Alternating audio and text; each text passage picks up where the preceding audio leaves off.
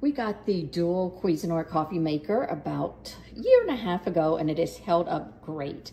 What I like to do is put fresh beans in the evening, and then when I wake up in the morning, it's really quick just to throw in a filter and grind my coffee. Tastes great, smell great.